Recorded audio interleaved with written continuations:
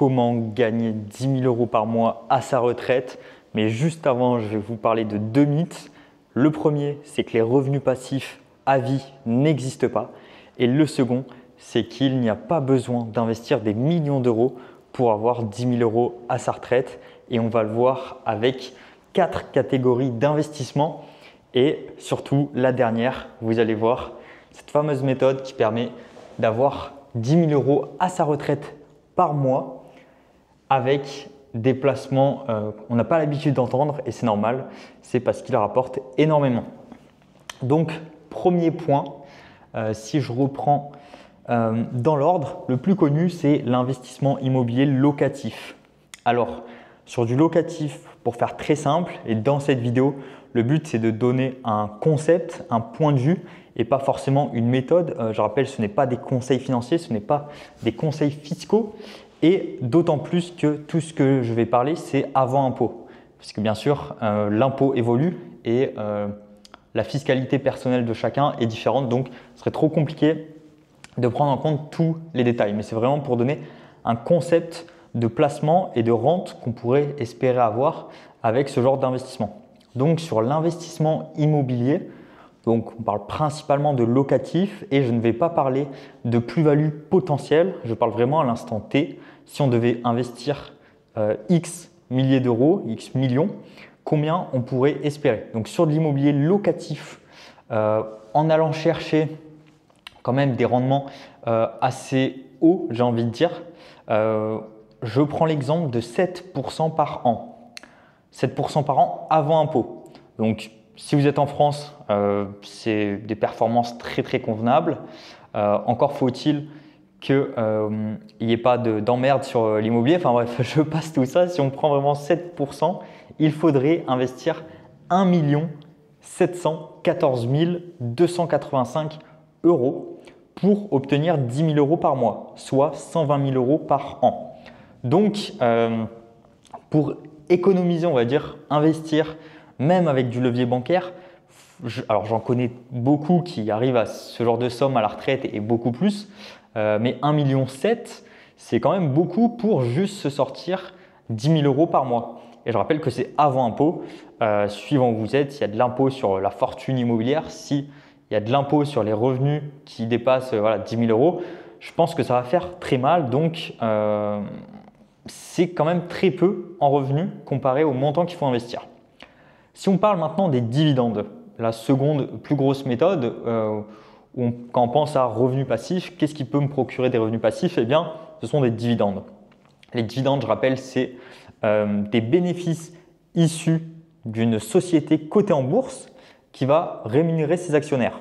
Donc à la fin de l'année, s'ils ont du bénéfice, s'ils ont de la trésorerie, ils peuvent distribuer des dividendes. Généralement, ces dividendes, ils restent assez faibles tout simplement parce qu'il y a de l'impôt dessus, il faut le payer, etc. Donc, ce n'est pas forcément le meilleur plan de se dire je vais vivre de dividendes. Donc, si on fait une moyenne et encore, ça dépend de plein de choses, du marché, etc. Une moyenne plutôt haute, on va prendre 4% par an de dividendes. Et généralement, les personnes qui investissent en bourse, ce n'est pas forcément pour faire que du dividende, mais c'est pour faire une plus-value. Comme je vous l'ai dit, je vous expose un concept, je ne vous expose pas des chiffres clairs, c'est vraiment le concept. Donc des dividendes, 4% par an, eh bien, il faudra investir 3 millions d'euros pour générer 120 000 euros par an, soit 10 000 euros par mois.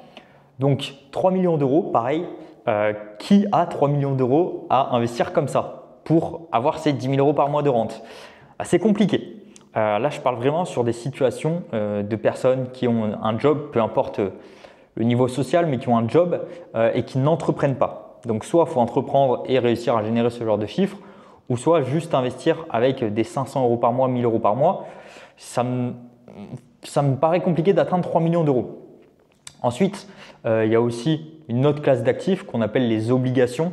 Donc ça, c'est ce qu'on trouve globalement, pour faire très simple, sur les livrets bancaires, un livret A, peu importe. Ça dépend la monnaie aussi, si c'est de l'euro, du dollar, etc. Pour faire le plus simple, sur de l'euro, il me semble qu'aujourd'hui, on est à 2 ou 3% par an d'intérêt. Et généralement, c'est backé derrière par ce qu'on peut appeler des bonds, des obligations, etc. Mais le particulier, le end user, ne le voit pas. enfin bref, qu'on parle de livrets ou d'obligations d'État, on tourne entre 2 et 3%. Mais si on compte les frais et tout bancaires, eh bien, on tombe généralement à 2%. Donc, pour générer 10 000 euros par mois, il faudrait investir 6 millions d'euros. Donc, pareil, là, ça me paraît quand même inatteignable pour quelqu'un qui a un job classique. On en vient à la quatrième méthode et il va y avoir la quatrième bis où vous allez comprendre la puissance de cet investissement. C'est ce qu'on appelle les royalties. Donc, les royalties, on peut l'apparenter aux dividendes. Sauf que des dividendes, ce sont des bénéfices d'une action cotée en bourse qui va distribuer et payer ses actionnaires, alors que les royalties, ce sont généralement des revenus, des redevances que la société va payer avant les dividendes. L'avantage des royalties, du coup, c'est qu'on est payé avant, suivant un contrat, et ça peut être, on est payé tous les mois, tous les trimestres. Il y a plein de conditions différentes, mais c'est vraiment, on est payé avant les actionnaires. Ça permet généralement à la boîte de développer une autre branche, peu importe. Mais voilà, ça reste pas forcément plus intéressant, ça dépend quelle approche. Les royalties ne vont pas pouvoir gagner en valeur, un petit peu, mais ça dépend. Par contre, ils vont générer beaucoup de cash flow. Donc, j'en reviens à ce que je disais au début. Ce n'est pas, je parle juste si on voulait générer 10 000 euros à l'instant T et pas forcément si on vise de la plus-value, etc. Donc, les royalties, pour générer du cash, c'est vraiment la meilleure des choses. Un royalties classique qu'on peut acheter un petit peu partout sur des sites. D'ailleurs, dites-moi si ça vous intéresse que je fasse des reviews de sites où on peut en acheter. Ça peut être des royalties musicaux, ceux qui connaissent le plus. Ça peut être des royalties de boîtes non cotées en bourse. Enfin bref, il y a plein de domaines. Il y a aussi des royalties de brevets. Enfin bref, il y a plein de choses qui existent. Eh bien, on parle généralement d'un ROI, d'un retour sur investissement. Les boîtes qui vendent du royalties, qui génèrent déjà de l'argent, qui payent tous les mois, peu importe, eh bien, elles vendent un rendement. Donc, ce rendement, c'est quelque chose qui est acceptable pour les investisseurs. Donc, généralement, on parle de 10 à 15% par an, qui est bien plus intéressant que la moyenne des placements classiques, immobiliers, dividendes, etc. Donc, si on voudrait générer 10 000 euros par mois, il faudrait investir 600 000 euros. 1,2 million, pardon, je m'embrouille.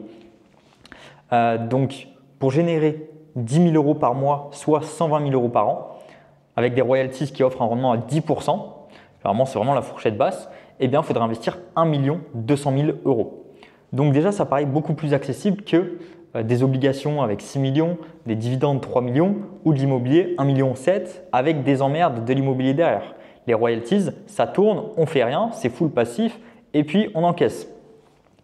Et ensuite, cerise sur le gâteau, le petit cheat code que personnellement j'utilise. Alors, je ne vais pas vous dire j'ai un background énorme en royalties parce que sur le marché européen, c'est très peu répandu encore, mais avec la partie blockchain, etc., ça commence à arriver. Mais du coup, la première boîte où j'ai investi, c'était en 2021. Et du coup, j'ai investi à rabais. J'ai investi avec un discount.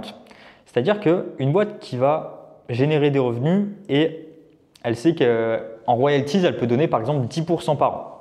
Ok, c'est intéressant. Par contre, si cette boîte ne génère pas encore de revenus et qu'elle sait qu'à terme, elle va générer 10% par an sur ses royalties, eh bien, vu que c'est peut-être dans 1 an, 2 ans, 3 ans, eh bien, en fonction de la durée qu'il faut attendre pour générer ses royalties, toucher ses royalties, eh bien, cette boîte va offrir un discount. Elle va offrir une valorisation plus basse du royalties. Et du coup, ça dépend du timing et du stade de développement de la boîte. Mais c'est comme ça qu'on peut racheter plus de royalties parce qu'ils ne payent pas à l'instant T. Donc, il peut y avoir des rabais de peut-être 50% par rapport à ce que va donner un royalties dans 1 an peut-être ou dans 2 ans. Et il peut y avoir des rabais jusqu'à moins 90% si c'est vraiment un royalties basé sur les revenus futurs où là, il va falloir attendre peut-être 3-4 ans. Vraiment, là, c'est en mode startup. Il y a des boîtes qui marchent déjà et qui ont besoin de relever des fonds en faisant de la dette. Donc, le royalties, c'est qu'il y a une sorte de dette. Et là, du coup, si ça va commencer à payer dans 1 an, le discount, voilà, il peut être divisé par 2. Donc, au lieu d'investir 1,2 million euros pour avoir 10 000 euros par mois, on va investir la moitié, donc 600 000 euros pour toucher 10 000 euros par mois. Par contre, si on fait vraiment le pari de revenus futurs sur une startup qui se lance et qu'on sait qu'il va y avoir des royalties, bien sûr, il y a toujours un risque dans ce genre d'investissement vu que c'est des revenus futurs. Donc, il faut que tout se passe bien. Bien là, on peut avoir des rabais jusqu'à moins 90%. Et dans ce cas-là, au lieu d'investir 1 200 000 euros en royalties live pour gagner 10 000 euros par mois, si on investit à rabais à moins 90%, eh bien, on a juste à investir 120 000 euros pour générer 10 000 euros par mois. Alors, petite nuance, bien sûr, du coup, ce n'est pas à l'instant T, comme je disais, que je prenais cet exemple de revenu à l'instant T, mais c'est un des seuls moyens que je connaisse aujourd'hui pour faire du cash flow, donc c'est-à-dire de l'argent qui va tomber tous les mois, tous les trimestres, peu importe. Et il ne va pas falloir investir des millions d'euros pour se générer 10 000 euros par mois. Donc si ça vous intéresse d'en savoir plus, n'hésitez pas à me dire en commentaire et je vous mets également un lien de mon club Business Angel où on se partage pas mal de bons plans. Et je vais essayer de faire plus de contenu autour des royalties parce que je sais qu'on m'en demande pas mal. Mais voilà, ça reste une des méthodes. Bien sûr, il y a toujours un risque. Il y a le risque de la startup, il y a le risque de la façon dont vous investissez aussi. Mais en investissant très peu, on peut potentiellement générer des grosses sommes d'argent sur le futur. Donc, c'est pour ça qu'il y a toujours cette notion de long terme qui diffère beaucoup de la finance traditionnelle par rapport au monde des startups. Et c'est pour ça que ça m'attire et que ça m'intéresse parce que j'ai un profil où je vise long terme et je veux des revenus futurs.